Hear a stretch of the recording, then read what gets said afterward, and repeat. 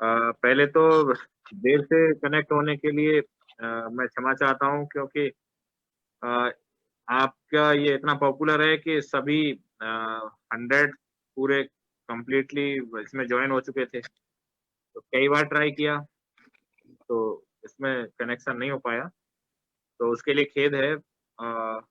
सभी को कनेक्ट होने के लिए मैं धन्यवाद देता हूँ कि आप सभी ने समय निकाला और एक महत्वपूर्ण सेशन के लिए हम लोग यहाँ पे आज हैं, जो कि पोस्ट कोविड केयर के लिए स्पेसिफाई किया गया है।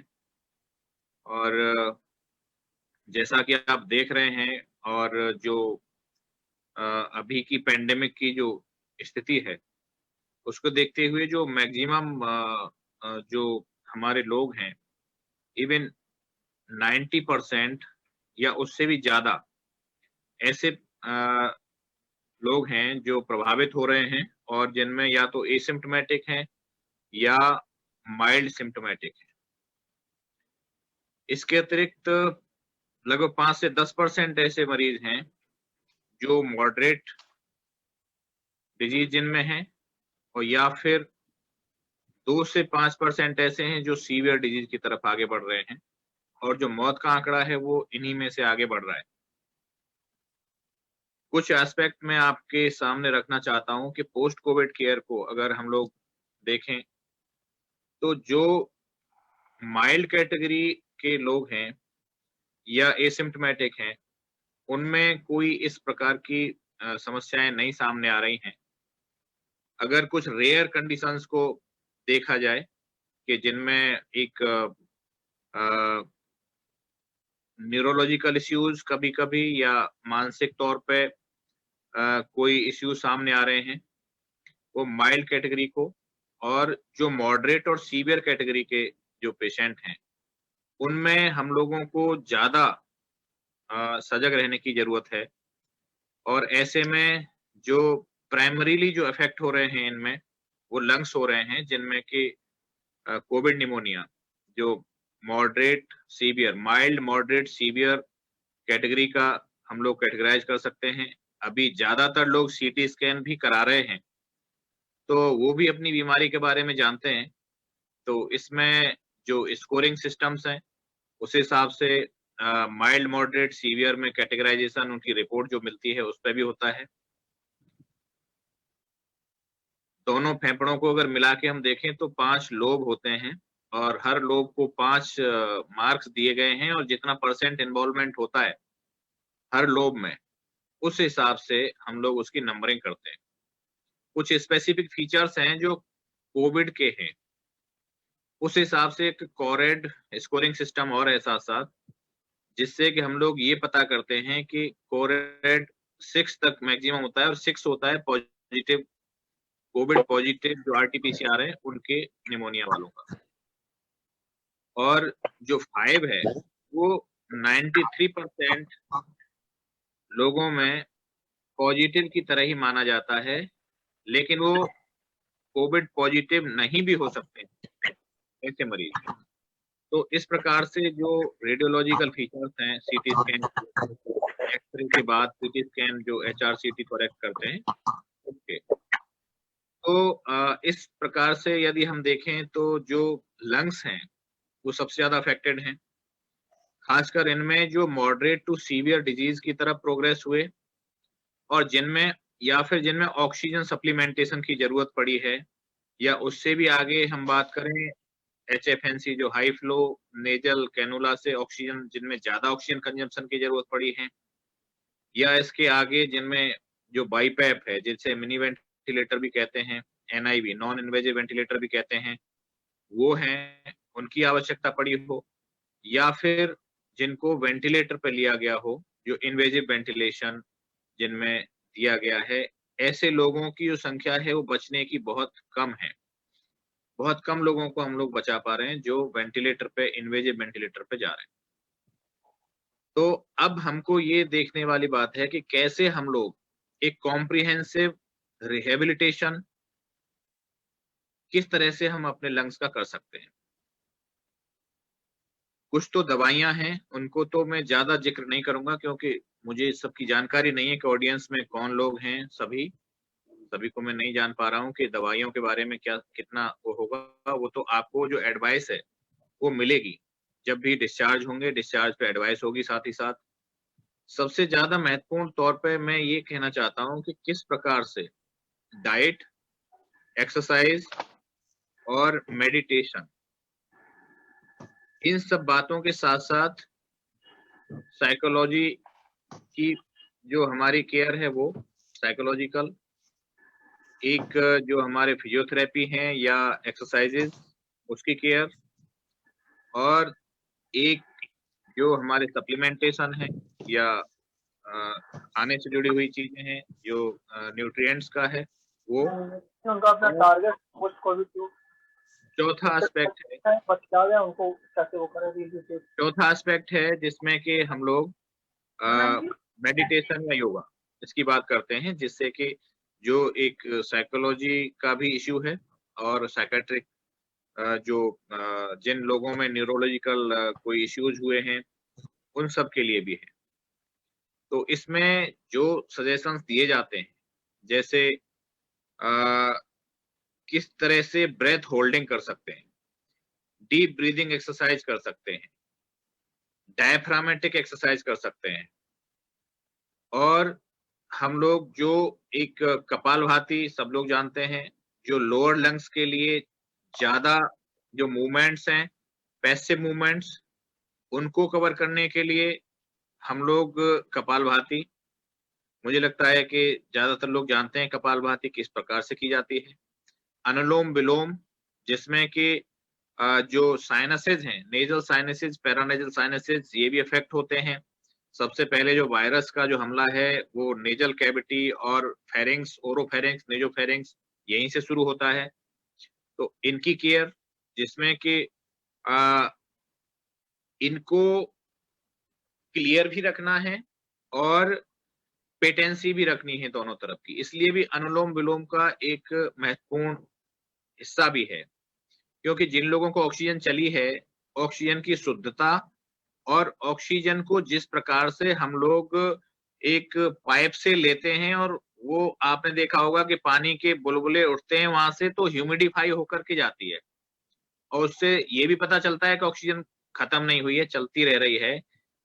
लेकिन उस पानी का हम लोग ध्यान नहीं रखते, उसकी साफ सफाई का ध्यान नहीं रखते हैं, तो कई बार फंगस की ग्रोथ उसमें हो जाती है और वो फंगस बहुत सारे लोगों को अफेक्ट कर रहा है। नेजल कैविटी में, साइनसेज में म्यूकोर माइकोसिस एक नई समस्या बन करके उभर रही है ऐसे लोगों में जो कि स्टेरॉइड थेरेपी पे रहे हैं या जिनका ऑक्सीजन, जिनको सप्लीमेंटेशन ज्यादा दिया गया है।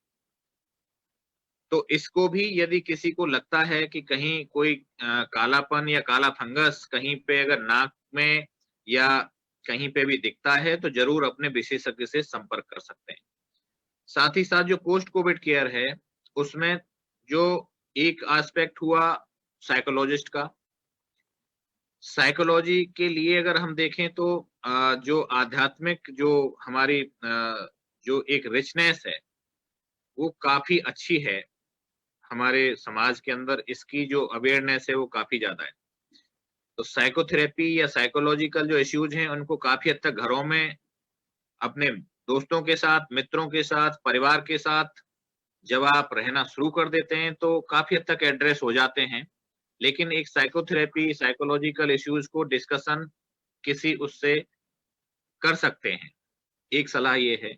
दूसरी ये है कि फिजियोथेरेपी, जिन पेशेंट्स में सीवियर डिजीज के बाद वापस आ रहे हैं या अगर हम जैसे कमजोरी की शिकायत ज्यादातर लोग करते हैं कि इससे हमें बहुत दुर्बलता मालूम पड़ रही है, बहुत सारी कमजोरी महसूस हो रही है और इस प्रकार की शिकायतें जितनी भी माइल्ड, मॉडरेट, सीवियर जितनी तरह की इलनेस है वायरल इस कोविड से रिलेटेड, उन सभी में मिल रही है। तो ऐसे में जो एक तो रेस्ट करने की सलाह दी जाती है कि रेस्ट करें, रेस्ट ज्यादा से ज्यादा हो और हाइड्रेशन ज्यादा से ज्यादा हो, माने फ्लूइड्स खूब सारे लें, पानी खूब सारा पिएं सभी लोग, और जितना भी खाने के लिए मतलब जितना हम लोग अच्छे से रिच डाइट ले सकते हैं, वो लें। और डाइट से एक मैं बात कहता हूँ कि जो थाली है हमारी, उस थाली में यदि 5 रंग बराबर की मात्रा में मौजूद हैं, तो ज़्यादातर सभी बातों की पूर्ति हो जाती है। मैं कार्बोहाइड्रेट या प्रोटीन्स या फैट्स और इसकी बात करूँ, तो इससे अच्छा होगा कि 5 रंग अगर थाली में आपकी मौजूद हैं, अलग-अलग 5 रंग या उससे ज़्यादा रंग की अगर थाली आपकी है, तो मुझे लगता है कि सारी उसमें पूर्तियाँ हो जाएँगी। इसके अतिरिक्त यदि हम सप्लीमेंटेशन लेना चाहते हैं, तो विटामिन सी, विटामिन डी, धूप में बैठना, आधे घंटे कम से कम हफ्ते में 2 बार, आधे-आधे घंटे के लिए, 15 मिनट आगे से, 15 मिनट पीछे से, ये धूप ज़रूर लेनी चाहिए, जिससे कि विटामिन डी3 की जो कमी है, वो ज़्यादातर लोगों में है, हमारी पॉपुलेशन में। हफ्ते में 2 बार, 2 ओकेज़न पे आधे-आधे घंटे के लिए इसका भी सभी लोग ध्यान रखें। भोजन की बात हो गई है, अब रिहैब और जो एक्सरसाइज़ेज़ की बात हुई है, इसमें धीरे-धीरे जब आपकी कमज़ोरी कम होने लगे, तो कार्डियक एक्सरसाइज़ेज़ जिनमें कि जो दिल की धड़कन है, वो बढ़ जाती है, उतनी एक्सरसाइज़ करनी होती है। इसमें हल्का दौड़ना भी शामिल हो सकता है, खड़े-खड़े दौड़ना भी शामिल हो सकता है, ट्रेडमिल पे भी दौड़ना शामिल हो सकता है और या एरोबिक्स जो छोटी-छोटी एक्सरसाइज़ेज़ हैं, वो हो सकती हैं। और यदि जिस प्रकार का अभी माहौल है, लॉकडाउन्स की बात है, कर्फ्यू भी लगे हुए हैं ज़्यादातर, तो इंडोर में भी हम लोग इसको कर सकते हैं।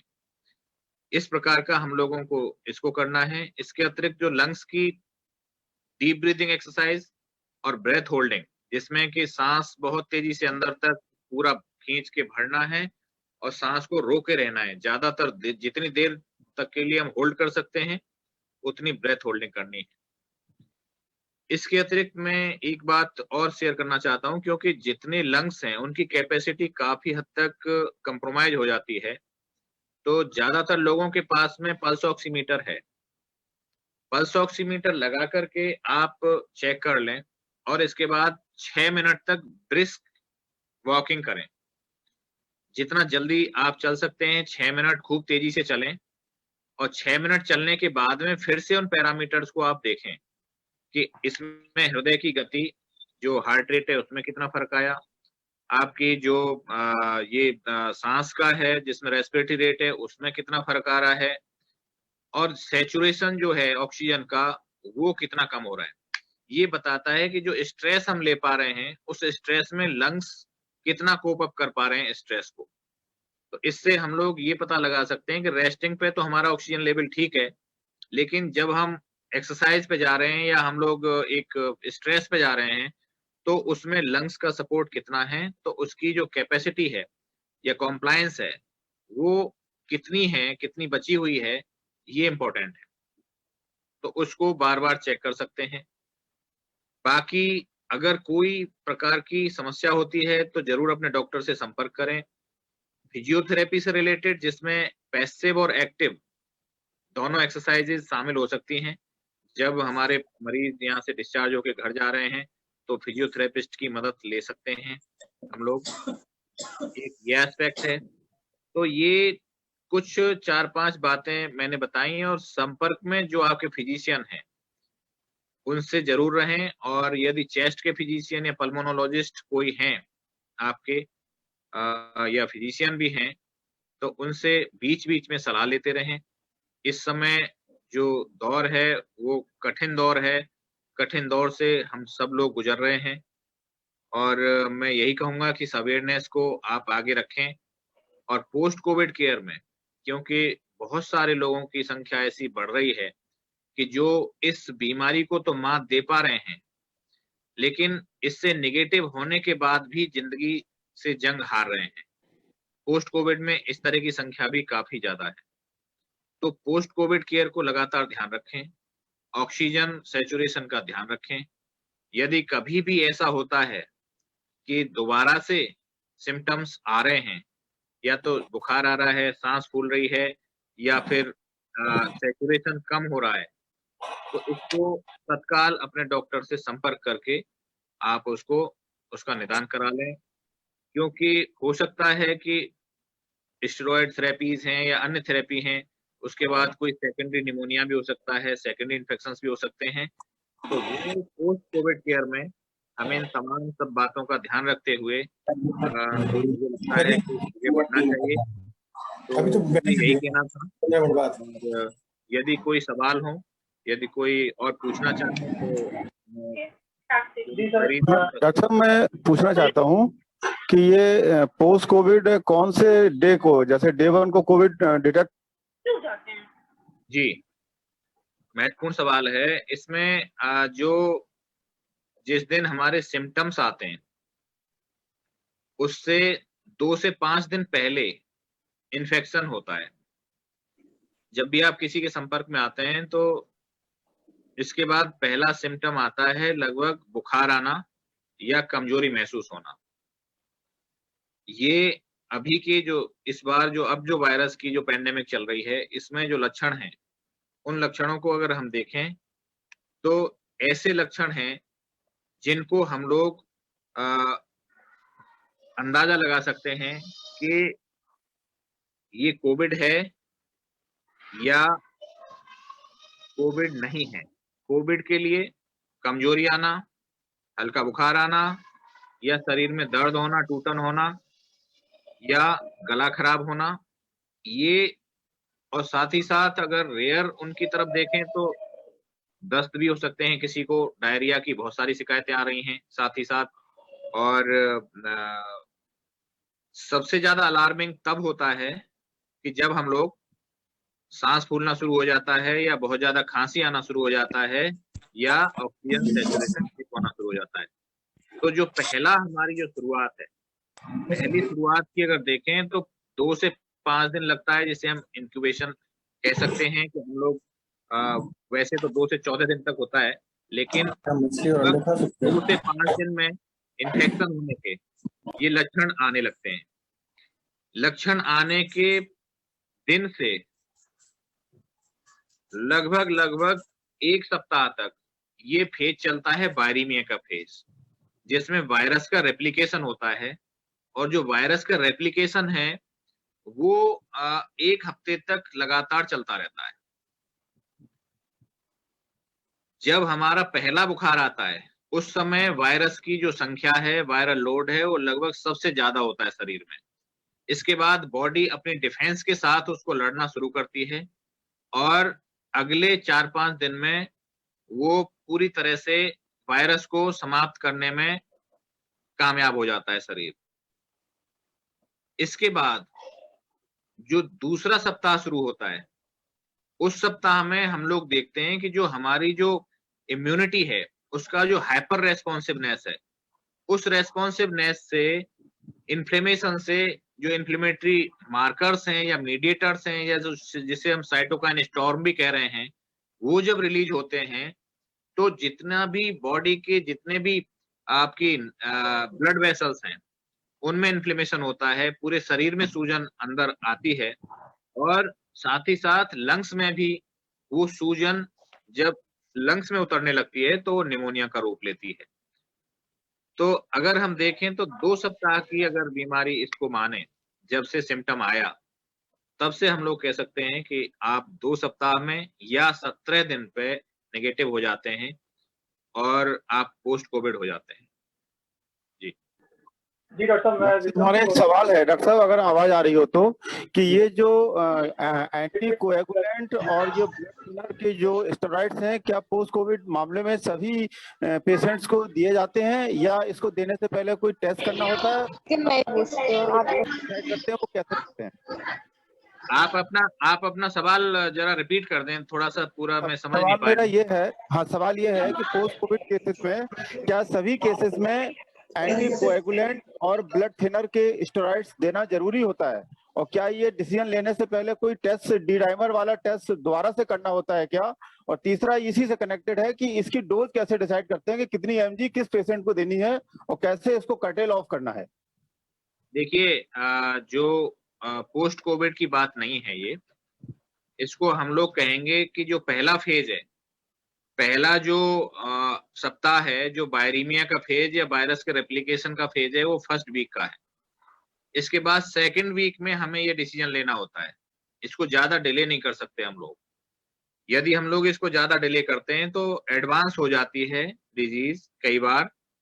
तो हम लोगों को ये जरूर देखना है कि 1 हफ्ते के बाद या 5 से 6 दिन बाद, मैं तो 5 दिन भी कहता हूँ अब, क्योंकि थोड़ा कई मामलों में जल्दी भी ऐसी बातें आ रही हैं सामने। 5 दिन अगर हो जाता है बुखार और इन सिम्टम्स को, जो कॉन्स्टिट्यूशनल सिम्टम्स इसके हैं, उनको यदि 5 या 6 दिन हो जाते हैं तो उसके बाद टूट जाना चाहिए। यदि बुखार नहीं टूटता है, कमजोरी बढ़ती जाती है, साथ ही साथ सूखी खांसी आने लगती है, या फिर सांस फूलने लगती है, या ऑक्सीजन का स्तर कम होने लगता है, ये बातें इस हैं तरीके के जो डॉक्टर साहब एक पॉइंट था, अगर इस तरीके के कोई भी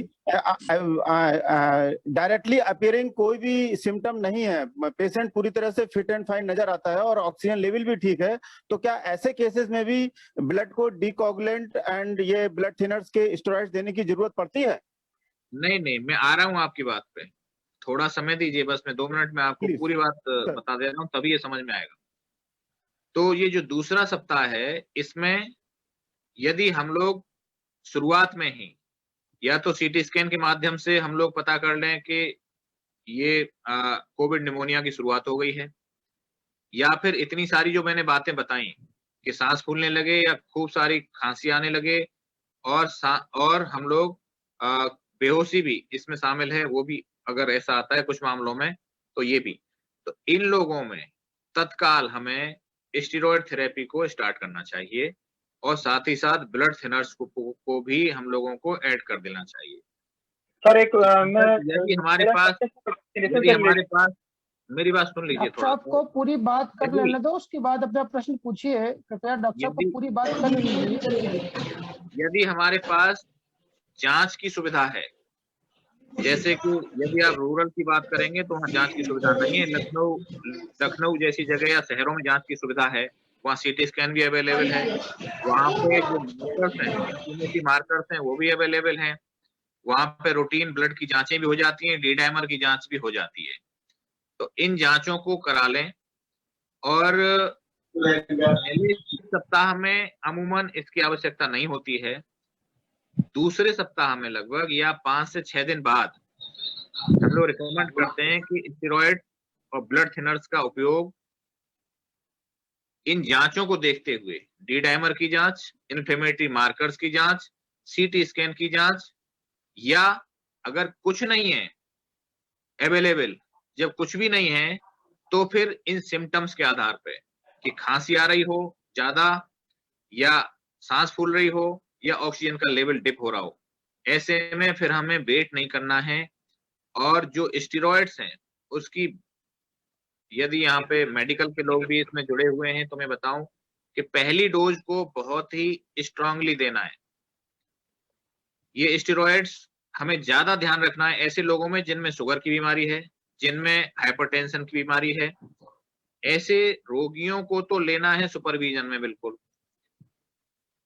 सलाह सुपरविजन में ही दी जाती है सभी के लिए। यदि सुपरविजन नहीं भी है तो टेलीफोनिक सुपरविजन में रहें अपने डॉक्टर्स के, और डॉक्टर्स से भी मेरा अनुरोध ये है कि वो स्ट्रॉन्ग डोज देने में शुरुआत में हिचके नहीं।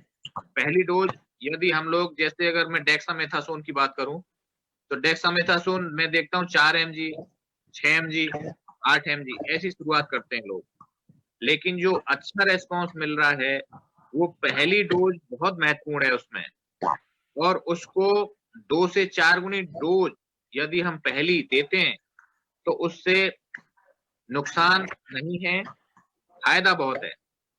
पहली डोज जैसे यदि हम 4 या 8 की बजाय 16 mg अगर हम डेक्सामेथासोन का यूज करते हैं, और इसके बाद 8 mg सुबह शाम 3 दिन ले लेते हैं, और उसके अगले 3 दिन 4 mg सुबह शाम लेते हैं, तो बहुत अच्छा रिजल्ट इससे मिल रहा है। इसके अतिरिक्त जो थिनर्स की बात है जहां तक, तो ब्लड थिनर्स में हम जो गोलियां हैं उनमें भी कई ऑप्शंस हैं।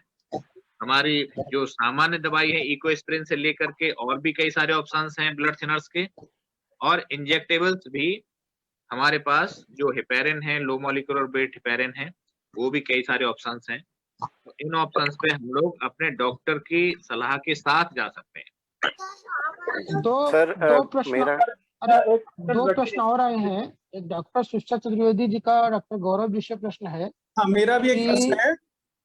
अरे आप डॉक्टर साहब, मेरा एक क्वेश्चन इसी से कनेक्टेड थोड़ा सा छोटा सा क्वेश्चन और पता है कि डी डाइमर और ये आरसीपी का रिपोर्ट पोस्ट कोविड अगर ठीक आ जाती है तो शायद ब्लड थिनर्स और ये डीकोगुलेंट्स की जरूरत नहीं भी पड़ेगी। जी बिल्कुल।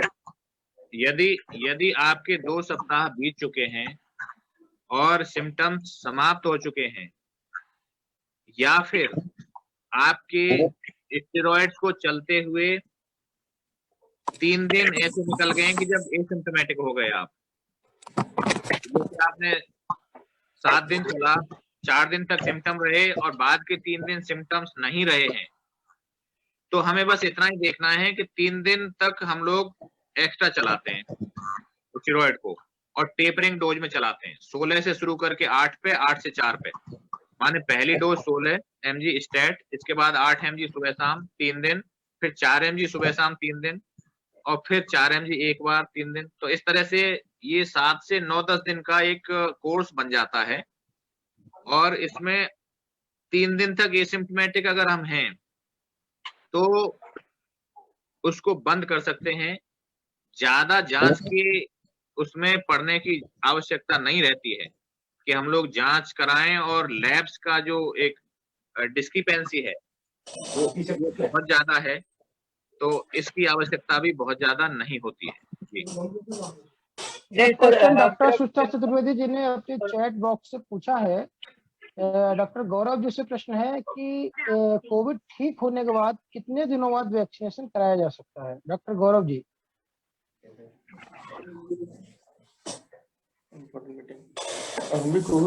मैं आपको दे देता हूं जवाब इसका। 2 से 4 हफ्ते का समय है। आप मुझसे जल्दी जल्दी जवाब ले लीजिए मेरे वाले। और कोई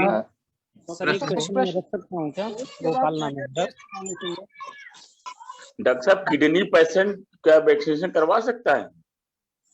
किडनी पेशेंट भाई साहब, किडनी पेशेंट है, किडनी है, डायलिसिस चल रही है, तो उसको वैक्सीनेट कराया जा सकता है? बिल्कुल कराना चाहिए। ये देखिए बहुत महत्वपूर्ण सवाल है।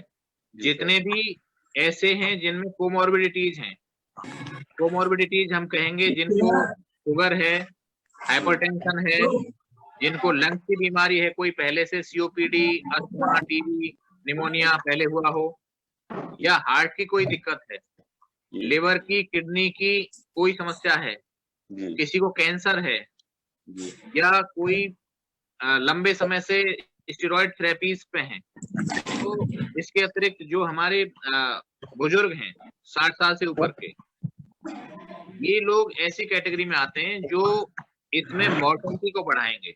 माने इस पेंडेमिक में जो मौतें होंगी सबसे ज्यादा इन्हीं की होंगी। हालांकि कई तरह से इसमें जो और भी मौतें हो रही हैं, लेकिन जो मैक्सिमम नंबर है वो इन्हीं का है। तो इनको बचाना है प्राथमिकता, तो इनको हम लोग सबसे पहले वैक्सीनेट करने के लिए जो हम लोगों ने प्रोग्राम लाए थे उसमें सबसे पहले प्राथमिकता इसी ग्रुप को दी गई है। तो इसलिए किडनी के जो मरीज हैं, चाहे लिवर के हैं, चाहे हाइपरटेंशन, डायबिटीज, हार्ट के, लंग्स के, कैंसर के, कोई भी मरीज है, सबको प्राथमिकता पे करवाना है। किन की समस्या है ये बता देता हूँ। कराना तो सबको है 18 साल से ऊपर, और प्रेग्नेंट महिलाओं को अभी शामिल नहीं किया है। इसके अतिरिक्त अगर हम देखें तो जिनको एलर्जी हो, जैसे किसी को डोज लगाई वैक्सीन की और वैक्सीन से एलर्जी है जिन लोगों को, डॉक्टर मेरा एक क्वेश्चन है एलर्जी से सिर्फ अवॉइड करना। अरे मेरा ब्रदर है ना, उसको एलर्जी है डस्ट और स्मोक और परफ्यूम्स वगैरह से, तो क्या उसको हम वैक्सीनेशन अभी करा सकते हैं? बिल्कुल करा सकते हैं। जो मैंने स्पेसिफिकली कहा है कि जिसको वैक्सीन से एलर्जी हो, जिसको वैक्सीनेट कई बार वैक्सीन लगते हैं, वैक्सीन से कोई एलर्जी है अगर नोन, उसको अवॉइड करना है, या फिर उसको बता देना है पहले सेंटर पे, और प्रिकॉशन के साथ में उसको करना है। उसको ना रेस्पिरेटरी एलर्जीज हैं, लाइक डस्ट, वो स्मोक और कोई प्रॉब्लम नहीं है, वो मैंने बता दिया, वो सब करा सकते हैं। अच्छा सर, मेरे फादर को ना हमने 20/3 को पहला जो डोज होता है कोवैक्सीन का वो लगवाया था। उसके बाद से अभी तक उनको सेकेंड डोज नहीं लग पाया because due to lockdown and these all things. तो वो सेकेंड डोज हम कब लगवा सकते, क्या उसका क्या चीज हम कैसे करेंगे मैनेज? जल्दी लगवाइए, आपकी डेट निकल गई। डॉक्टर साहब तो अब कोवैक्सीन की आप बात कर रहे हैं, कोवैक्सीन 4 हफ्ते में ही लगनी होती है जी, तो अभी क्या हम उसको लगवाएंगे कि फिर से रिपीट बिल्कुल। होगा फर्स्ट डोज से? लगवा दीजिए, बिल्कुल लगवा दीजिए। फर्स्ट डॉक्टर डोज से साहब सर रिपीट तो नहीं होगा? नहीं, मैडम- रिपीट करने की आवश्यकता अभी नहीं है, बूस्टर की तरह से वो काम कर लेगा अभी, लेकिन आप ज्यादा डिले मत करिए, अब समय आपका पूरा हो गया। डॉक्टर साहब एक मंजू त्रिवेदी जी का कृपया- प्रश्न है। हाँ, दिवाकर जी, इनका प्रश्न है दिवाकर जी जी। कह रहे हैं सबसे आग्रह कर लें कि एक तो या तो अपने क्वेश्चन को चैट बॉक्स में लिख दें, या हाथ उठाने का जो प्रोसेस है रेज हैंड का उसको फॉलो करें, जिससे कि आवाज में नॉइज क्रिएट ना हो। और एक एक करके मंजू- पूछे, जिसका आप नाम ले वही क्वेश्चन पूछे। मंजुल त्रिवेदी जी ने अच्छा प्रश्न पूछा है। सीटी स्कैन में अगर 60% इंफेक्शन पाया गया है, उसकी रिकवरी के बाद पेशेंट का लैंग्स सामान्य होने में कितना समय और लगेगा? देखिए, ये सवाल मुश्किल है थोड़ा, क्योंकि जो रिकवरी है अलग अलग लोगों में अलग अलग तरीके से आती है। लेकिन यदि जो मैंने बताया आपको कि आपने स्टेरॉयड थेरेपी और जो ब्लड नर्स हैं उनको प्रॉपर्ली डॉक्टर की गाइडेंस में लिया है और आप ठीक हो गए हैं, एक्यूट फेज निकल गई है आपकी अभी 7 या 10 दिन में, तो इसके बाद जब आप पोस्ट कोविड केयर जिस तरह से डिस्कशन हुआ अभी आपने सुना होगा, उसके साथ यदि हम लोग करेंगे तो ये मुझे लगता है कि 1 से 3 माह तक में लगभग पूरी रिकवरी हो जाएगी। जी। एक अपूर्वा जी प्रश्न पूछना चाहती हैं। अपूर्वा जी अपना प्रश्न पूछिए डॉक्टर साहब से।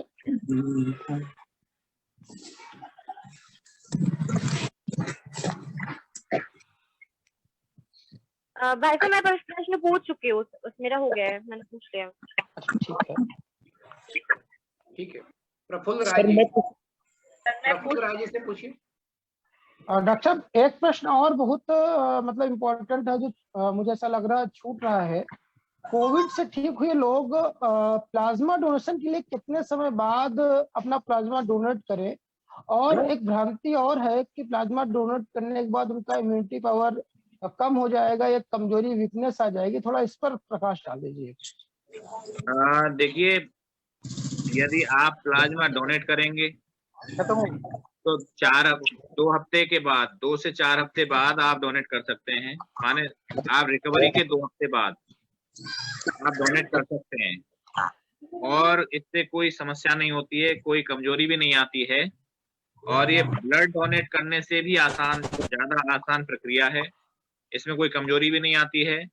और यदि हम लोग इन एंटीबॉडीज की अगर सोचें कि एंटीबॉडी तो कम नहीं हो जाएंगी शरीर में, तो वो वैसे भी 3-4 महीने में कम होने लगती हैं, यदि आप करेंगे तब भी, नहीं करेंगे तब भी। तो यदि आप करेंगे तो किसी के काम आ सकते हैं। तो इसलिए मैं यही अनुरोध करूंगा कि सब लोग ज्यादा से ज्यादा बड़ी संख्या में प्लाज्मा डोनेशन का काम भी आगे बढ़ाएं 2 सप्ताह बाद से। डॉक्टर साहब मेरा क्वेश्चन ले लेंगे आप क्या? हाँ बताइए। जिसका नाम लिया जाए कृपया वही क्वेश्चन पूछे, अदरवाइज इसमें नॉइज क्रिएट हो रहा है। ठीक है, प्रफुल्ल राय जी अपना प्रश्न पूछना चाहते हैं। प्रफुल्ल जी अपना प्रश्न पूछिए, थोड़ा जल्दी कर लेंगे ठीक रहेगा। सर मेरा एक प्रश्न था कि कुछ चेस्ट पे हेवीनेस रह रही है जबकि सीटी स्कोर एकदम नॉर्मल था, तो क्या ये कोविड से रिलेटेड है या कुछ और है? बिल्कुल कोविड का सिम्टम हो सकता है, और इसके अतिरिक्त यदि कोई सांस की समस्या है, एलर्जी की समस्या है, या अन्य इन्फेक्शंस हैं, या फिर सामान्य फ्लू हैं, उनमें भी ये दिक्कतें आ सकती हैं। लोअर रेस्पिरेटरी ट्रैक्ट इन्फेक्शंस हो सकते हैं, उसमें और जो अस्थमा या एलर्जी के मरीज हैं उनमें इस तरह की दिक्कतें काफी देखने को मिल सकती हैं। लेकिन मैं अभी यही अनुरोध करूंगा कि जितने भी, चाहे आपको कोई टाइफाइड फीवर बता दे, बहुत सारी रिपोर्टें मेरे पास आ रही हैं कि टाइफाइड हो गया है, बहुत सारी रिपोर्टें इस तरह की हैं कि साहब हमें जुकाम हो गया, हमें फ्लू हो गया, या हमें तो ऐसे ही कमजोरी लग रही है। इन बातों को इग्नोर ना करें इस समय, क्योंकि ये महामारी का समय चल रहा है। तो ऐसे में इस सब को आप कोविड से जोड़ करके ही देखें और सर- सबको कोविड ही माने जब तक कि वो प्रूव ना हो जाए पूरी तरह से कि कोविड नहीं है। नहीं, अगर पोस्ट कोविड में हैवीनेस हो तो उसके लिए क्या करें? पोस्ट कोविड में यदि हैवीनेस है तो जरूर अपने डॉक्टर से संपर्क करें, जरूर दिखाएं, क्योंकि वो अगर प्रॉपरली एडिक्वेट तरीके से थेरेपी नहीं चली है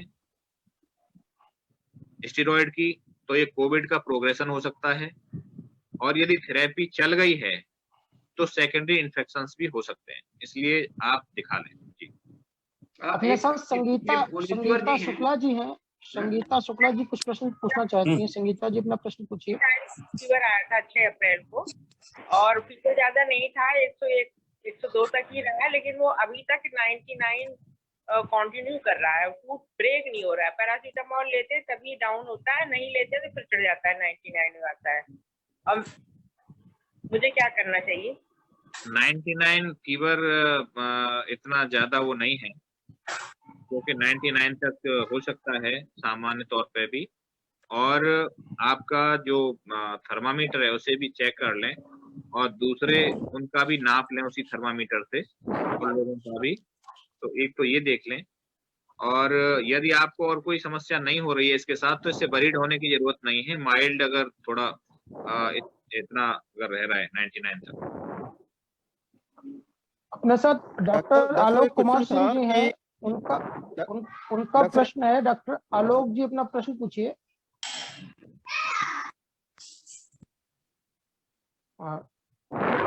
जानवी बोलो।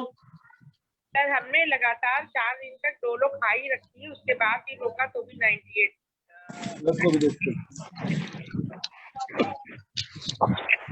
आप अपना रिपीट कर दें सवाल, थोड़ा सा सुनाई नहीं दिया। ये बता रहे हैं कि हमने अब देखा कि 99 फीवर है, वो लगातार 4-5 दिन तक हमने डोलो खाई है, और जैसे ही रोकी उसके बाद से फीवर आ गया 99। आपको 99 पे लेना ही नहीं है ना, जब 100 क्रॉस करे तब आप लीजिए।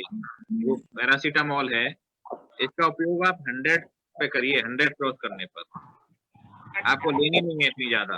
और इससे अल्सर, इससे पेट में अल्सर भी हो सकता है, इससे एसिडिटी भी हो सकती है, इससे किडनी पे भी असर आ सकता है, इसलिए ज्यादा ना लें, कम से कम लें। अच्छा, तो अपने साथ अनुराग तिवारी जी जुड़े हुए हैं। अनुराग जी का कुछ प्रश्न है, पूछिए अनुराग जी रक्षा से। और जब 100 क्रॉस करे टेम्परेचर तभी लें। सर मैं कोविड पॉजिटिव था, 7th को पहले सिम्टम्स आए थे, और अभी सिम्टम्स और कोई नहीं है, बट मेरा SpO2 लेवल 92-93 रह रहा है, मतलब उतने पे ही है, बाकी कोई सिम्टम्स नहीं है। तो ये कैसे इम्प्रूव करें? मतलब रेस्पिरेटरी एक्सरसाइज वगैरह तो कर रहा हूँ मैं, ब्रीदिंग एक्सरसाइज, बट फिर भी ये इम्प्रूव नहीं हो रहा है, तो कुछ सजेस्ट करें इसके लिए। आपने सीटी स्कैन कराया था क्या?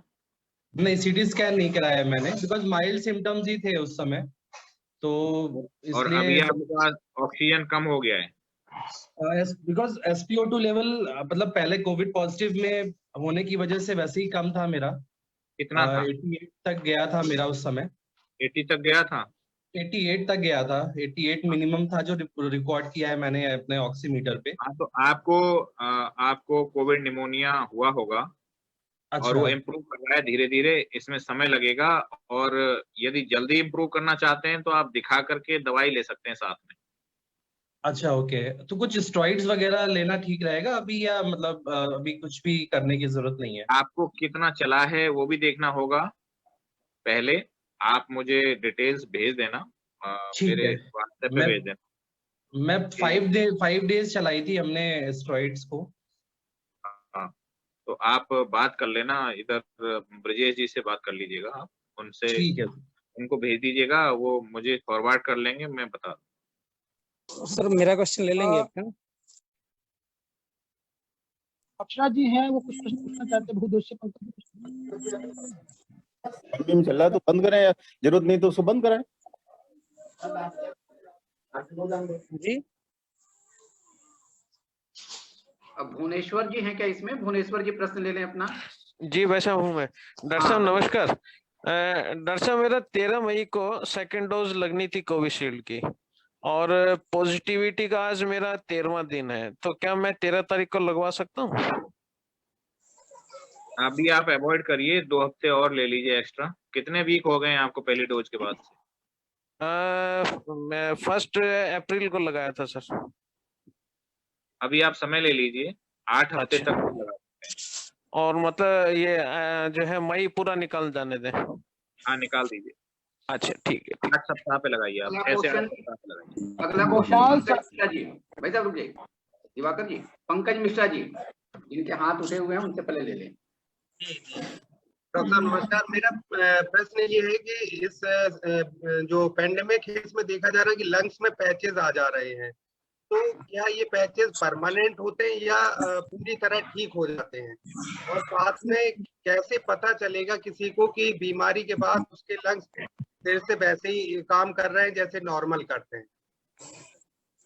देखिए, बीमारी के समय तो जांच से पता चलेगा, और बीमारी के बाद आपकी जो कैपेसिटी है, जो कैपेबिलिटीज हैं, जितना आप दौड़ लेते थे, जितना आप चढ़ लेते थे, उसको आप अगर आपने रिज्यूम कर ली हैं सारी एक्टिविटीज, तो उससे भी अंदाजा लगाया जा सकता है। एक्सरसाइज टॉलरेंस से अंदाजा लगाया जा सकता है, इन सब बातों से। और जो मैंने एक अभी छोटा सा एक टेस्ट बताया था कि 6 मिनट तक ब्रिस्क वॉकिंग करें और देखें फिर ऑक्सीजन सैचुरेशन कुछ कम हो रहा है कि नहीं, हार्ट रेट कितना बढ़ रहा है, या सांस की गति कितनी बढ़ रही है। तो उससे एक अंदाजा लग सकता है कि जो लंग्स की जो कैपेसिटी है वो पूरी कैपेसिटी रिकवर हो गई कि नहीं। जो आपने पहला सवाल पूछा था उसका भी मैं जवाब दे दूं कि इसमें रिकवरी बिल्कुल लगभग नॉर्मल हो जाती है यदि समय से हम लोग ले लें। स्टेरॉयड थेरेपी और ब्लड थिनर्स का जो उपयोग है उसको अगर समय से कर लें, एडिक्वेट डोज में कर लें और सही ड्यूरेशन के लिए कर लें, तो ये पूरी तरह से लगभग रिकवर हो जाता है। और यदि इसमें लापरवाही होती है तो इसमें आगे फाइब्रोसिस हो सकती है लंग्स में, और उतना हिस्सा कमजोर हो सकता है फेफड़ों का। तो इसलिए अपने डॉक्टर के संपर्क में रहें। जी और इसी से जुड़ा हुआ प्रश्न था कि कोविड नेगेटिव होने के बाद कोई व्यक्ति अपने घर के सदस्यों के साथ में सामान्य रूप से कब रह सकता है या सामान्य रूप से सम्मिलित हो सकता है? यदि आपको जब सिम्टम आ रहा है उससे 10 दिन तक हम लोग कहते हैं कि डिस्चार्ज किया जा सकता है अगर एडमिट हुए हैं या आप आइसोलेशन में हैं, और उसके बाद 7 दिन की सलाह और दी जाती है। तो टोटल 17 दिन मान लीजिए कि 17 दिन आपको नहीं मिलना है। माने आप ठीक होने के 7 दिन और ले लीजिए आइसोलेशन के लिए। अनुराधा जी का अगला क्वेश्चन होगा। अनुराधा जी। सर नमस्ते सर, मैं 10 तारीख को कोविड पॉजिटिव हो गई थी और मेरी पूरी फैमिली हो गई थी सर 10 को। लेकिन 2 हफ्ते बाद सर लगातार से मेरा ब्लड प्रेशर जो है वो डाउन चल रहा है, नीचे वाला सर। और मुझे जब डाउन होता है ब्लड प्रेशर मेरा तो मुझे अजीब सा वो होता है, मतलब मुझे नींद नहीं आती है, रात भर मैं बैठी रह जाती हूँ, और फिर सीने में भी थोड़ा थोड़ा भारीपन लगता है। वैसे तो काफी दिन हो गए सर, 25 दिन लगभग हो गया, 10 तारीख से ही पॉजिटिव हुई हूँ। तो सर इसके लिए मैं क्या करूँ? आप अपनी डाइट को अच्छा करें, खूब सारे फ्लूइड लें। नमक की अगर कमी हो रही है तो नमक, चीनी का, नींबू के साथ शिकंजी का उपयोग कर सकते हैं। फ्लूइड खूब सारे लें, ज्यादा से ज्यादा। और जो आपकी कमजोरी है उसको रिगेन करें। वजन की चिंता मत करें इस समय। वैसे तो मैं नमक पानी 2-3 बार लेती हूँ, लेकिन फिर भी काफी टाइम लग जाता है, 2 घंटे 2.5 घंटे मुझे लग जाता है, मतलब बॉडी एकदम नॉर्मल आने में। इलेक्ट्रॉल भी लेती हूँ सर। इलेक्ट्रॉल पाउडर है, इलेक्ट्रॉल। सर क्या मेडिसिन चलाने की जरूरत है क्या इसमें सर? आवश्यकता नहीं होगी। Okay sir, okay. आपका ठीक हो जाएगा। आप इसको इलेक्ट्रॉल और इन्हीं से सप्लीमेंट करें और खाने पीने को अच्छा ध्यान दें और आराम करें। ओके सर, एक क्वेश्चन और है प्लीज। मेरे ससुर जी का 25 को वैक्सीनेशन हुआ था और 2 तारीख से इनको फीवर आ रहा था, कोविड पॉजिटिव वो भी हो रखे थे, बलरामपुर हॉस्पिटल में एडमिट थे सर। अभी उनको 2nd डोज नहीं लगवाया सर, कब तक मैं लगाऊं उनको? कौन सा लगा था? सेकंड डोज सर 25 मार्च को लगा था, उनका वैक्सीनेशन हुआ था। कौन सी और वाली? 2 तारीख से ही उनको फीवर आ रहा था। कौन सी वैक्सीन? कौन सी? सर रेलवे हॉस्पिटल में लगा था सर, इतना आइडिया तो नहीं है मुझे अब। कोविशील्ड लगा है या क्या? कार्ड तो मिला होगा आपको, कोवैक्सीन कार्ड कोविशील्ड। सर देखना पड़ेगा, सॉरी सर मैंने देखा नहीं देखिए है, जो लेकिन मैं आपको बता दूं कि कोवैक्सीन को 4 हफ्ते के गैप पे लगवाना है और ओके। कोविशील्ड को 6 से 8 हफ्ते के गैप पे लगाना है। अच्छा सर, अभी तो नेगेटिव हो गए हैं वो। इतना रिलैक्सेशन है, और अगर नेगेटिव हो जाते हैं तो उसके 2 सप्ताह बाद लगवाएं preference. Okay okay, thank you sir, thank you. Diwakar ji अगला क्वेश्चन लीजिए। हाँ, अगला क्वेश्चन मनोज जी पूछना चाह रहे हैं। मनोज जी अपना क्वेश्चन पूछिए। जी डॉक्टर साहब, कोविड के बाद किसी तरीके का कोई टेस्ट कराना आवश्यक है क्या? पहला प्रश्न तो ये है। दूसरा प्रश्न है कि इन जनरल देखा गया है कोविड पेशेंट ठीक होने के बाद वो काफी कमजोरी आ जाती है और पैरों में वो जब चलते हैं कुछ दूर चलने के लिए तो कंपन सी आने लगती है, वो चल नहीं पाते हैं। हाँ, वो ये बातें मैंने एड्रेस की हैं शुरुआत में। करना है, डाइट अच्छी लेनी है, फ्लूइड्स खूब सारे लेने हैं, और नमक की कमी नहीं होने देनी है, सॉल्ट्स की कमी नहीं होने देनी है शरीर में। खूब सारे फ्लूइड्स लीजिए, खूब सारा अच्छा खाना खाइए, आराम करिए, एक्सरसाइजेज जो आपकी इंडोर की हैं उनको करिए जी।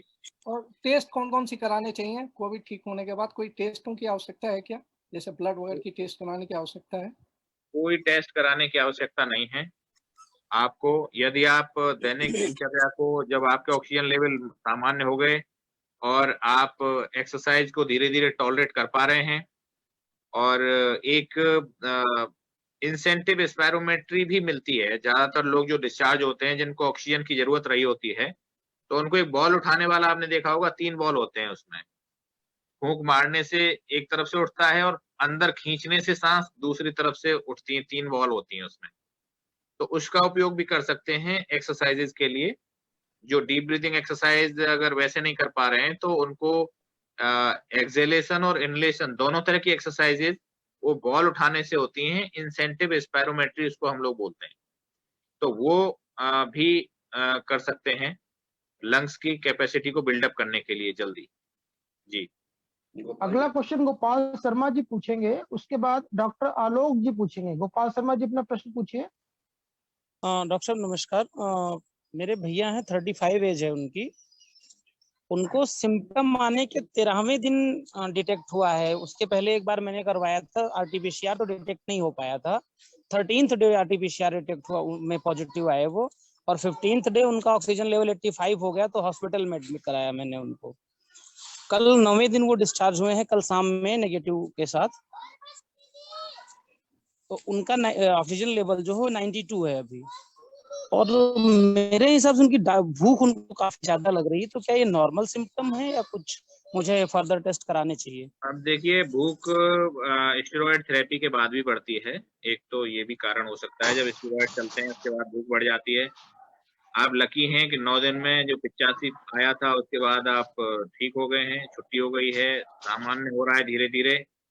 और जो पोस्चर है, आपको बताया भी होगा कि उल्टा लेट करके यदि हम लोग रहते हैं और गहरी सांस लेते हैं, हल्की खांसी भी करते हैं उल्टा लेट करके, तो उससे जो ऑक्सीजन लेवल है वो थोड़ा इम्प्रूव होता है, क्योंकि ज्यादातर जो हिस्सा है वो पीठ की तरफ है, बैक की तरफ है, लंग्स का ज्यादा हिस्सा आगे कम है। तो जब हम उल्टा लेटते हैं तो पीठ की तरफ वाला जो हिस्सा है वो दबता नहीं है, वो ज्यादा मूवमेंट होते हैं उसमें, और उससे जो पीछे का जो मैक्सिमम लंग का हिस्सा है वो ज्यादा मूव करता है। तो यदि हम उल्टा लेटते हैं तो ज्यादा अच्छा ऑक्सीजनेशन होगा, ज्यादा अच्छी रिकवरी होगी। और जो मरीज कोविड में है, जिनका के ऑक्सीजन लेवल गिर रहा है, आप जब तक अस्पताल का इंतजाम नहीं कर पा रहे हैं या आपको दवाई नहीं मिली है, डेक्सामेथासोन भी नहीं खिला पाए हैं, पहला काम तो ये करिए, जिसका भी गिरे, अगर शुगर नहीं है तो 16 mg डेक्सामेथासोन खिला दीजिए लेकर के, और इसके बाद प्रयास करिए कि ऑक्सीजन का इंतजाम करें, बेड का करें, किसी का करें। हो सकता है कि आपको फिर अस्पताल जाने की आवश्यकता ना पड़े, क्योंकि इस दवाई से 3, 4, 5 घंटे में ही लेवल वापस मेंटेन होने लगते हैं। आलोक जी अपना प्रश्न पूछिए आप। ठीक है डॉक्टर साहब, धन्यवाद। डॉक्टर साहब नमस्कार। आप हमारे यहाँ जो पिताजी और माताजी थे उनकी एज क्रमशः 65, 67 और 63 के आसपास थी। दोनों लोग असिम्प्टोमेटिक उनका दिख रहा था, लक्षण दिख रहे थे उनके। तो डॉक्टर साहब जो आपने दवा भेजी थी वो दवा तो मैंने पूरी कर दी, कहीं कोई दिक्कत नहीं हुई है, सब दोनों लोग नॉर्मल हैं। बस क्यूरियोसिटी या कह लीजिए जो मन में प्रश्न आ रहा है वो ये आ रहा है, ये दोनों लोग बाहर निकलते नहीं, क्या उसके बाद भी क्या भाप लेना और बाकी चीजें करना जरूरी रहेगा? स्टीम लेते रहें, अच्छा है। लंग्स की जो केयर है, पोस्ट कोविड केयर, इसमें स्टीम का भी अच्छा रोल है। सादा पानी की भाप लेते रहें और 2-3 बार 4 बार तक भी ले सकते हैं। 15-20 मिनट के लिए, आधे घंटे के लिए भाप ले लें। तो उससे क्या है कि यदि कहीं पे कोई इन्फेक्शन है तो वो क्लियरिंग हो जाती है उसकी, और जो बलगम है वो ढीला होकर के बाहर आ जाता है। कोई फर्दर इन्फेक्शन अगर बढ़ता है तो इसलिए स्टीम को कंटिन्यू कर सकते हैं। और यदि अगर आपका स्टेरॉइड का कोर्स पूरा हो गया है और 3 दिन से आपको कोई लक्षण नहीं है तो अब आप उसको बंद कर सकते हैं। अपने स्टेरॉइड डॉक्टर साहब स्टेरॉइड लिया ही नहीं गया है। लिया नहीं गया है? जो मेडिसिन जी, जो आपने मेडिसिन भेजी थी मैंने वही करवाई है। स्टेरॉइड लिया है मतलब दिया नहीं गया है, और दोनों लोग सही ठीक हैं। ठीक है, कोई तो बहुत कॉम्प्लिकेशन अच्छा नहीं है जी। जी कोई कॉम्प्लिकेशन नहीं है। सब और अच्छा है, उसकी आवश्यकता नहीं पड़ी है, बहुत अच्छा है। इसका मतलब माइल्ड डिजीज रही है, बहुत ज्यादा नहीं। आप दिलशेर सिंह जी के बाद विनीत गुप्ता अपना प्रश्न पूछेंगे। अब अपना कार्यक्रम समापन की ओर भी है। 2 क्वेश्चन ये हैं जिनका पहले से हाथ था। इसके अलावा अगर कोई किसी का बहुत सीरियस क्वेश्चन हो तो पूछ सकते हैं, नहीं तो फिर हम लोग इस प्रोग्राम को अपना वाइंड अप की ओर लेके चलेंगे। दिलशेर जी अपना प्रश्न पूछिए।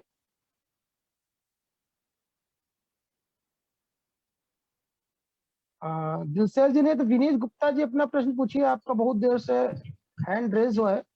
जी सर, धन्यवाद बहुत बहुत। डॉक्टर साहब नमस्कार। जी नमस्कार।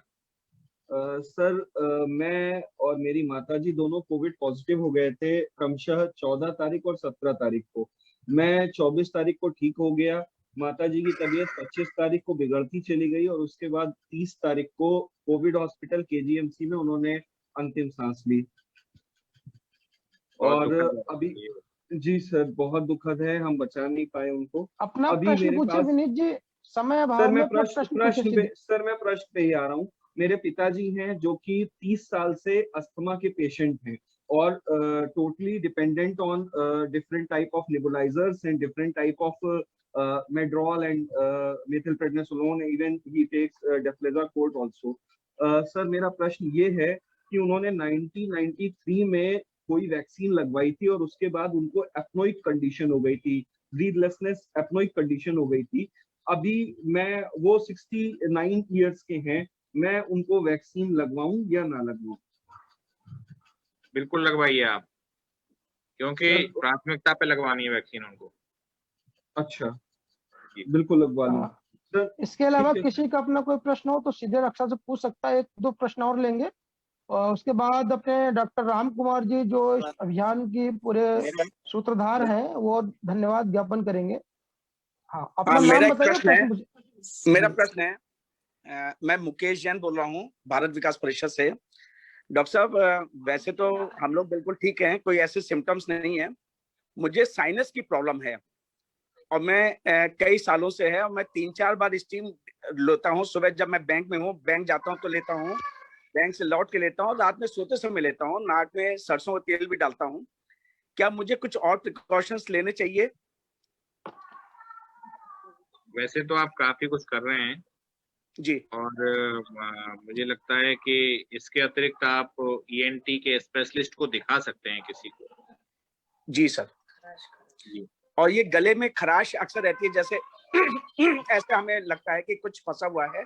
हाँ, तो ये साइनसिस की प्रॉब्लम हो सकती है। साथ ही साथ एक पोस्ट नेजल ड्रिप भी बोलते हैं जिसको हम PND, वो भी हो सकती है। तो एक आप ENT चेकअप करा लें। अच्छा ठीक है डॉक्टर, थैंक यू सर। इसके अलावा एक अंतिम प्रश्न किसी को हो तो पूछ सकते हैं ना। डॉक्टर राम कुमार जी से मेरा निवेदन है कि अपने सेशन को वाइंड अप की ओर से लिया चला जाए। दिवाकर जी, अंतिम प्रश्न पूछने का काम मैं कर रहा हूँ। जी जी। डॉक्टर साहब, लोगों ने ये पूछा कि हमको कोविड में कैसे रहना है, क्या करना है। एक लोगों के मन में प्रश्न यह भी है कि क्या हमको दोबारा भी इन्फेक्शन होने के चांसेस हैं? इस पर जरा स्थिति स्पष्ट कर दीजिए। पहली पेंडेमिक जो पहली लहर आई थी उसमें जिनको हुआ था, ऐसे लोगों को उन्होंने वैक्सीनेशन भी लिया, इसके बाद फिर इन्फेक्शन हो गया। बहुत सारे स्ट्रेन इसके आ चुके हैं, म्यूटेंट बहुत सारे आ चुके हैं। इसलिए जो यूनिवर्सल प्रिकॉशंस है, जो कोविड एप्रोप्रिएट बिहेवियर जिसको हम लोग कह रहे हैं, वो अपनाना सभी का कर्तव्य है, सबका धर्म है। और ये धर्म हमारे 130 करोड़ देशवासियों का है, क्योंकि इसमें आवश्यक ये है कि मैं जो मास्क लगा रहा हूँ वो आपके लिए लगा रहा हूँ और आपको मास्क मेरे लिए लगाना है। इसलिए जब सभी लोग मास्क लगाएंगे तभी ये चेन ब्रेक होगी।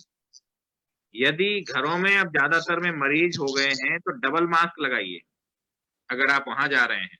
N95 मास्क मिल जाए तो अच्छा है, नहीं मिलता है तो जो 1.5 रुपए का जो मास्क आता है, जो आपका सर्जिकल मास्क नीले कलर का, हरे कलर का जो आता है, वो लगा सकते हैं अंदर, और ऊपर से टाइट फिटिंग वाला कपड़े का मास्क जो आप लगाते हैं उसको लगाइए।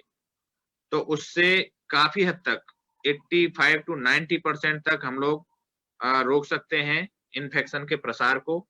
दूरी बना के रखिए, हाथ धोते रहिए, हाथों को सैनिटाइज करते रहिए, रेस्पिरेटरी हाइजीन का ध्यान रखिए, छींकना, खांसना, कफ एटिकेट्स, उस पे कपड़ा लगाएं मुंह पे, और कहीं एकांत में जाके खांसें, छींकें।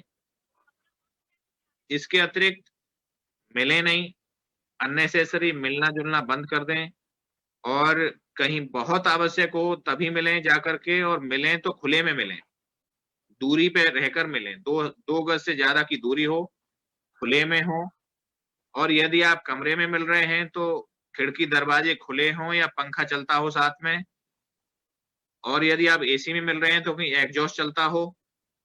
इस प्रकार का जरूर आप ध्यान रखें, जिससे कि जो हवा का बहाव है वो लगातार वहां से होता रहे, और जो इन्फेक्शन है, जो ड्रॉपलेट्स हैं, वो इकट्ठी ना हो पाए। तो ये जरूर हम लोगों को सभी के प्रिकॉशंस लेने हैं, क्योंकि ये इन्फेक्शन पहली बार वालों को हुआ है, जिनको वैक्सीनेशन हुआ है उनको भी हुआ है, दोबारा हुआ है, तो 2 बार इन्फेक्शन भी हो रहा है, इवन वैक्सीनेशन के बाद भी हो रहा है। तो इसलिए हम सबको जो यूनिवर्सल प्रिकॉशंस हैं उनका ध्यान रखना होगा, औरों को भी जगाना होगा, सजग रहना होगा, और तब हम लोग इससे बच सकते हैं। और जो भी सहायता का हाथ जरूर बढ़ाएं, जितने भी लोग हैं, अगर कोई किसी के संपर्क में आता है, किसी को आवश्यकता है मेडिकल एड की, तब जरूर सहायता का हाथ बढ़ाएं। उस समय दूरी बनाने की बजाय उसकी किसी भी माध्यम से मदद पहुंचाने का काम करें, उनको कनेक्ट करें, डॉक्टर से ऑनलाइन प्रेस्क्रिप्शन दिलवाएं, और यदि संभव हो, यदि आवश्यक हो तो ऑक्सीजन भी पहुंचवाएं, और मरीज को अस्पताल तक भी पहुंचवाएं, और उनके घर में खाने का, भोजन का, सहायता का इंतजाम भी करें। डॉक्टर साहब, एक सहयोग करने की भावना को, सहयोग करने की भावना। डॉक्टर साहब, एक अंतिम प्रश्न। मैं प्रतिमा घोष हूँ। जी बताइए। डॉक्टर साहब, मेरे हस्बैंड को कोविड डिटेक्ट हुआ था। सेकेंड टेस्ट में पहले टेस्ट में उनको 20 सीटी जो है वो 21-22 आया था। सेकेंड टेस्ट में वो 27-26 है। तो क्या वो डी डायमर और ये सब टेस्ट कराना जरूरी है अभी? देखिए, सीटी वैल्यू से सीवियरिटी का ज्यादा संबंध नहीं है, सीटी वैल्यू से संबंध है इन्फेक्टिविटी का। जी। जब सीटी वैल्यू 34 या उससे ऊपर हो जाती है तो इन्फेक्टिव नहीं रहता है। अच्छा। उससे नीचे इन्फेक्टिव रहता है। लेकिन डिजीज की जो सीवियरिटी है, निमोनिया है, वो अलग बात है। उसके लिए सिम्टम्स को देखना पड़ेगा, और यदि आवश्यक होगा तो जांच करानी होगी, इलाज लेना होगा। अच्छा, तो मतलब वैसे तो उन्हें कोई प्रॉब्लम लग नहीं रही है, लेकिन क्या करा लें टेस्ट ये वाले? नहीं, अगर कोई समस्या नहीं है और उनकी सांस भी नहीं फूल रही है और 6 मिनट वॉकिंग करा के देख लीजिए, अगर डिसैचुरेशन भी नहीं हो रहा है, ऑक्सीजन लेवल का तो मेंटेन है, तो अच्छा आवश्यकता नहीं है मेरी नजर से। अच्छा sir, thank you sir. Doctor साहब, प्रश्नों की संख्या अनगिनत है और ये बता रहा है कि लोग वास्तव में इस बीमारी से कितने त्रस्त हैं, लेकिन यहाँ पर समय की मर्यादा भी है और इतने व्यस्त शेड्यूल में से आपने समय जो निकाला है और यहाँ पे एक साथ इतने लोगों को आपने जवाब दिया और जो आपने पोस्ट कोविड सावधानियां बताई और जिस प्रकार से जीवन को बनाए रखना है आगे, उसके बारे में चर्चा की, निश्चित तौर पे हम सभी के लिए लाभप्रद रहेगा, क्योंकि इस कार्यक्रम को विश्व संवाद केंद्र अवध के फेसबुक पेज पर भी ब्रॉडकास्ट किया गया है और अपने दिवाकर अवस्थी जी जो इसका संचालन करते हैं, वो यहाँ पर इस कार्यक्रम का भी संचालन कर रहे थे। तो मुझे उम्मीद है कि जिन लोगों के प्रश्नों के उत्तर यहाँ पे नहीं मिल पाए होंगे या जो देर से जुड़े होंगे, अगर इसके पूर्व में जो कार्यक्रम कराए गए थे, ये चूंकि उस सीरीज का चौथा कार्यक्रम था, 3 कार्यक्रम पहले भी हो चुके थे, जिसमें से हम लोगों ने कोविड कैसे बचे कोविड से और कोविड होने के बाद हम क्या करें, इसके बारे में फोकस रखा गया था। और आज के इस कार्यक्रम का फोकस इस बात पे था कि जो लोग कोविड के संक्रमण को झेल चुके हैं, वो किस प्रकार से उससे आगे बचें, क्योंकि लोगों के मन में ये भी डर है और सुनने में आता है कि शायद इसके बाद भी तीसरी या चौथी वेव आ सकती है। तो इसका मतलब कि डॉक्टर साहब, मुझे लगता है कि जो बातें आपने यहाँ पे रखी हैं वो हमारे दैनिक जीवन का अब एक अंग बनना चाहिए, ना कि केवल हमने जितने दिनों तक हम बीमार रहे हैं उतने दिनों तक हमने वो सावधानियां ली और उसके बाद फिर हम जो है अपने पुराने ढर्रे पे वापस आ गए, तो शायद हम उससे बच नहीं पाएंगे। आज आप इतने व्यस्त शेड्यूल में से भी आपने समय निकाला और हम सभी के बीच में आकर जो इतना महत्वपूर्ण जानकारी हमको दी, हमको लगता है कि ये बिल्कुल एक देवतुल्य व्यक्ति ही करेगा और वाकई में आप लोग देवदूत हैं जो स्वयं को बचा रहे हैं, परिवार को बचा रहे हैं और पूरे समाज के लिए भी आप लोग आज देवदूत सिद्ध हो रहे हैं। आप सबका बहुत बहुत धन्यवाद और इस कार्यक्रम के सफल आयोजन के लिए मैं सेवा भारती की पूरी टीम को और मंगलमान अभियान से जुड़े हुए हर कार्यकर्ता को भी धन्यवाद देता हूं कि उन्होंने इस कार्यक्रम को लोगों तक पहुंचाने की कोशिश की। और जैसा डॉक्टर साहब आपने कहा कि हम सभी को कुछ सीखना भी है और सिखाना भी है, अपने भी सहयोग करना है, दूसरों का भी सहयोग करना है। तो निश्चित तौर पे आपने जो ये सीख दी है, हम लोग उसका पालन करने की कोशिश कर रहे हैं, आगे भी करेंगे और मुझे उम्मीद है कि जब आगे भी सरकार की जरूरत होगी तो फिर हम आपको कष्ट देंगे भाई साहब। डॉक्टर गौरव जी का भी धन्यवाद, डॉक्टर गौरव जी का भी धन्यवाद दे दीजिए। मैं पॉजिटिव हूँ, बस इतना और बता दूं कि मैं अभी पॉजिटिव हूँ। अभी वीकनेस भी बहुत ज्यादा है और कल पत्नी भी पॉजिटिव आई है, बच्चा भी पॉजिटिव आया है। तो जिस घर में हो रहा है वो सबको हो रहा है, तो बच कोई नहीं रहा है, इसलिए बहुत ज्यादा केयर करनी है और जब हो जाए तो बहुत सजग रहना है सिम्टम्स को लेकर के और इलाज को लेकर के, उसमें कोई लापरवाही नहीं होनी चाहिए। और किस प्रकार से हम लोग गांव और छोटे कस्बों तक रीच आउट करें, इसका भी आप लोग विचार जरूर करिएगा आगे वाले सेशन में कि किस प्रकार से जहाँ पे जांच की सुविधा नहीं है, जहाँ पे इलाज की सुविधाएं नहीं है, वहां पर हम इस दवाई को पैकेट बना के उसके माध्यम से या किस प्रकार से सहायता को वहां तक पहुंचा सकते हैं, इस पे भी आप चिंता जरूर करिएगा, देखिएगा इस बात की। बहुत बहुत धन्यवाद। डॉक्टर साहब, आपके साथ ही साथ यहाँ पे पीजीआई से डॉक्टर गौरव जी भी जुड़े हुए हैं और उन्होंने भी आज अपना बहुमूल्य समय हम लोगों के बीच में दिया है और आपके आने के पूर्व उन्होंने बहुत ऐसी जरूरी जानकारियां हम लोगों के साथ शेयर कर रहे थे